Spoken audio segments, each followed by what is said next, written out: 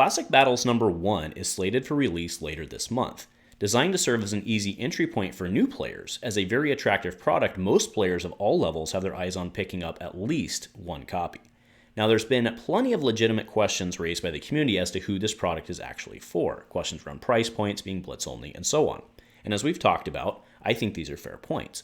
With the reveal of the Uprising heroes and the apparent product scarcity of the history pack, at least on the initial run, I believe additional pressure has been put on this product as a legitimate starting point for new-to-FaB players.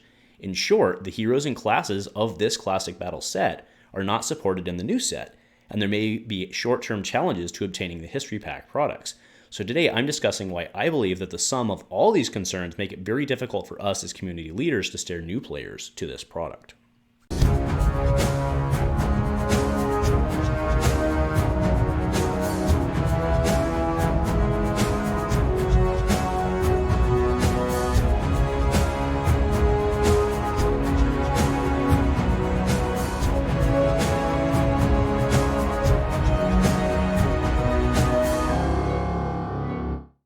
A huge shout out to our channel members for supporting what we do here. If you want to get involved with the channel and the Dice Commando community, please consider joining as a channel member.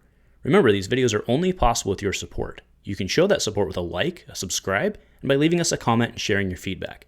Community first, and go Commando.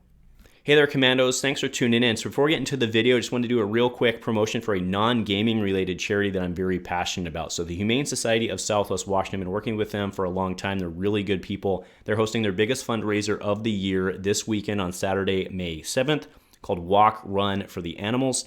If you are in the Portland area, the Vancouver area, you want to come out and hang out, it'll be a great time. It's always a great event.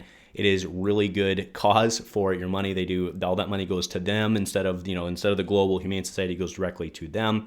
And then they can do that to help dogs and cats and all sorts of other animals. There was even a goat and a turtle one year. So anyway, come check it out. Thanks for considering. And if nothing else, folks, go Commando.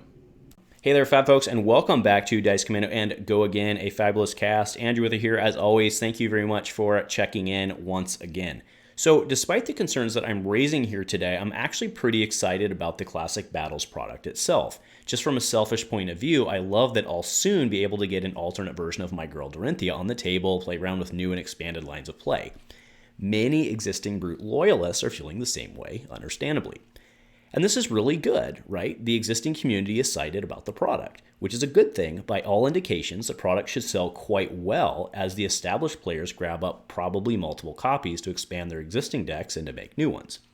But as a product designed and marketed for new players, there's a lot of questionable things happening here.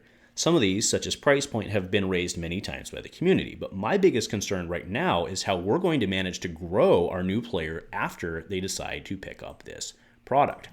Let's harken back to something I said in episode 192 regarding the need for LSS to support the new player product with additional product. All right, so now talking next set, basically it boils down to this, right? I would be shocked, right? I believe Warrior and Brute will be in the next set in some fashion, right? Because it seems short-sighted to me and a bit of a bait and switch if they sell a new player set that really isn't backed up by a more new and exciting product. You know what I mean? So the two-player set, they'd be like, hey, look, here's this new hero. Here are these two new heroes, a warrior and a brute, and all these sets that aren't technically in print anymore are the ones that support them. I don't buy that, right? So I do think that coming up in the next set will be warrior and brute in some fashion. So yeah, that didn't age very well now, did it? So we now know what's an Uprising, and it's not what was needed in terms of this product, in terms of supporting the heroes in this product. And even if there is a fourth hero in Uprising, a prospect which seems incredibly unlikely outside of it being an L or an F or some sort of special insert card, it seems incredibly unlikely that that fourth hero, if we did get one, would be related to either warrior or brute. And certainly, right, both can't be supported.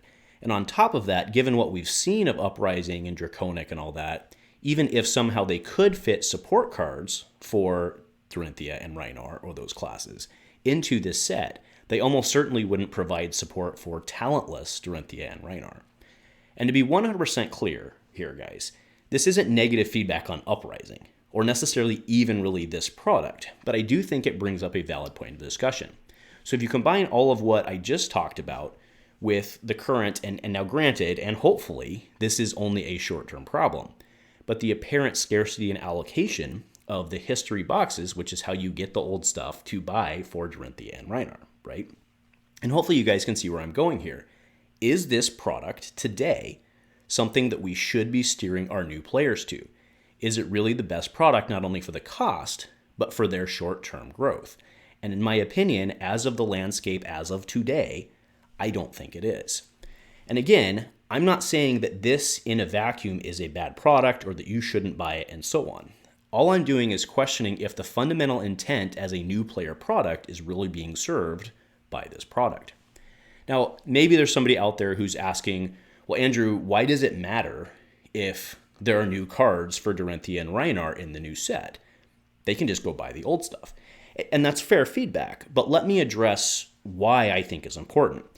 People, even new people, want to buy new and exciting stuff, right? When you come in as a new player and you're being directed to go buy this great starter product, but then go buy the old stuff, that's a reasonable thing, especially in a non-rotating game, right? Because you're going to have to play some amount of catch-up. But that said, if you really think about the psychology of it, or really the mindset to a new player, when you come into the game, you know you're starting from behind. So having a good starting point like Classic Battles, followed by a catch-up product, aka the history packs, is exactly what's needed to cover that gap. So then what's the problem? The problem is that there's another part of this that is very important to the overall thought process of planning your product or your purchase strategy, right, as a new player coming in, right? Buying the catch-up, but not the new stuff, can give that feeling of treading water, right? So they come in, they buy this, they buy some history pack stuff, they've got the decks they want, but they haven't gotten anything of the new stuff, right? So they already feel, even though they've completed what they were completing, they still feel like they're behind, right? And there is a psychological impact to that. So, you know, someone comes in, everyone's talking about the new and awesome stuff, but then they tell a new guy to go buy the old stuff, right? So you can see where that might make someone feel a little odd, right? Now, again, yes, you have to go back and get the old stuff. Everybody gets that. But what I'm saying is by having the new stuff, and, you know, obviously new sets will come out forever, right? So you can't always have that direct line from Classic Battles. But to have a set that's releasing, a month, right? Roughly a month after this Classic Battles drop that's not supporting the new heroes, I just think it's unfortunate. So, okay, Andrew, so you don't like it. You don't want to steer your new players there. Where are you going to steer your new players?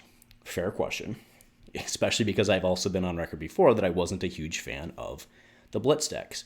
And the reality of it is that I think if we look at where Monarch has succeeded for bringing new players in, if we look at where Everfest succeeded for bringing new players in, I think you just have to send your new players to the new set and pick up the new heroes, whatever that set may be. Right now, I get it. We've been asking and clamoring for a new player product like this for a long time, and I'm glad we have it. And again, I think it's a very strong product that a lot of existing players will buy. But I don't think it sitting on a shelf at Target alone is going to bring in players, right? I think the price point's too high. We've talked about that. And it doesn't really help a new player slide into the current meta, especially because we've seen a trend, as we will continue to see, because that's how you sell product, of having the new heroes be relevant within the meta, right? And that's not a shot at things being overpowerful, but as new stuff comes out, the meta has to adapt to the new heroes, and the new heroes will 9 times out of 10, 8 times out of 10, something like that, right? The new heroes will always be relevant, otherwise, why are they being made, right? So I think what you do is you just have to steer them and help them out, right? I think that's really the best answer.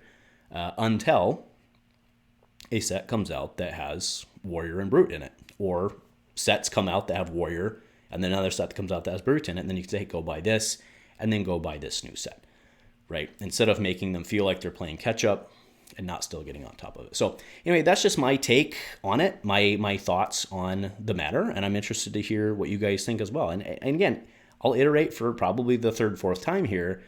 I'm going to go buy one of these, right? I want it. I think it looks really cool, but I'm not a new player, right? And I'm not starting out, and I want to use this to supplement my collection. And if I was starting out, I would be bummed. I would personally want to go get the new set, Not only because it's new, but that's also because it also gives me a better chance as a new player of buying something that gives me something that other people want that I can trade and then get what I want, right? So there's multiple levels there why you want to be motivated to buy the new stuff. And when Classic Battles comes out, there's no connection from that set, that 2-player set that you just bought, to the new stuff. So I think the right thing to do, at least in the short term, especially until history packs become available readily, right? But I think the right answer in the short term is to steer our new players towards the new set. So anyway, let me know what you guys think. Do you agree? Do you disagree? Completely fair. Are you going to be buying this? Probably you will be. So anyway, folks, thanks for joining me tonight for, kind of thinking about it from a community point of view. That's where my head's at. Let me know why I'm wrong. Nothing else. Go Commando.